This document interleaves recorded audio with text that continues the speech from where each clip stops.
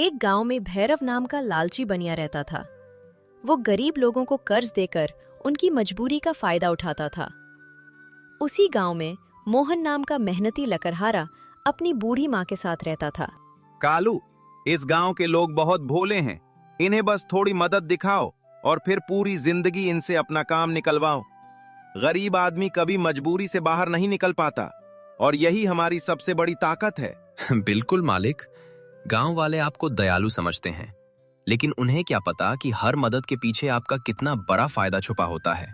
याद रखना कालू, पैसा हमेशा गरीब की मेहनत से बनता है। अमीर आदमी सिर्फ दिमाग लगाता है और गरीब आदमी पूरी जिंदगी पसीना बहाता रहता है। एक दिन मोहन की माँ अचानक बहुत बीमार पड़ गई। घर में दवाई के लिए भी पैसे नहीं बचे थे। बेटा, मेरी चिंता मत कर, मैं बूढ़ी हो चुकी हूँ।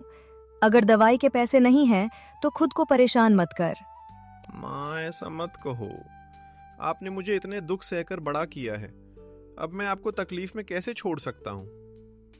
चाहे मुझे दिन रात मेहनत करनी पड़े, लेकिन मैं आपका इलाज जरूर करवाऊंगा। बेटा, भगवान मेहनती लोगों का साथ कभी नहीं छोड़ता, बस ईमानदारी का रास्ता मत छोड़ना। मजबूरी में मोहन मदद मांगने भैरव बनिए की दुकान पर पहुंच गया। सेठ जी, मेरी माँ बहुत बीमार है, घर में खाने तक के पैसे नहीं बचे। कृपा करके कुछ रुपए उधार दे दीजिए, मैं मेहनत करके आपका एक एक पैसा चुका दूंगा। मोहन, मैं तुम्हारी मदद कर सकता हूँ, लेकिन व्यापार नियमों से चलता है। अगर मैं तुम्हें पैसे दूंगा तो बदले में तुम्हें अगले 6 महीने तक सारी लकड़ियां सिर्फ मुझे बेचनी होंगी। लेकिन सेठ जी, अगर आपने बहुत कम दाम दिए तो मेरा घर कैसे चलेगा? वो तुम्हारी समस्या है। तुम्हें पैसे चाहिए तो मेरी शर्त माननी पड़ेगी। ठीक है सेठ जी, मेरी मजबूरी ही मेरी सबसे बड़ी कमजोरी बन गई है। मोहन दिन रात मेहनत करता,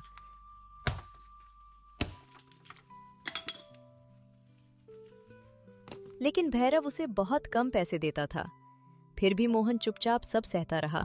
सेठ जी, मैं सुबह से शाम तक जंगल में मेहनत करता हूँ।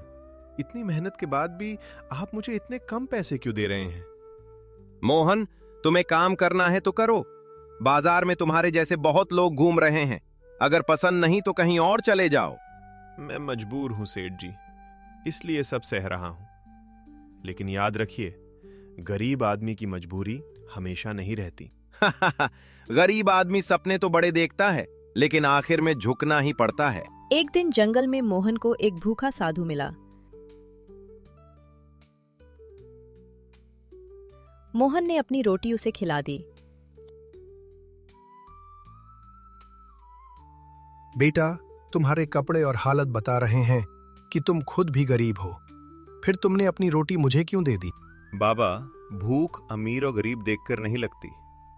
अगर मेरे सामने कोई भूखा रहे और मैं अकेले खाना खाऊं, तो उस खाने का कोई मतलब नहीं। तुम्हारा दिल बहुत साफ है बेटा।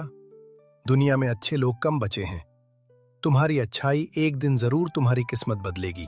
मुझे बदले में कुछ नहीं चाहिए बाबा, बस मेरी माँ हमेशा खुश रहे। कुछ समय बाद मोहन की मेहनत रंग लाई।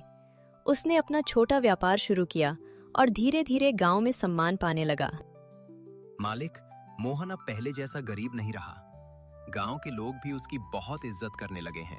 ये कैसे हो सकता है?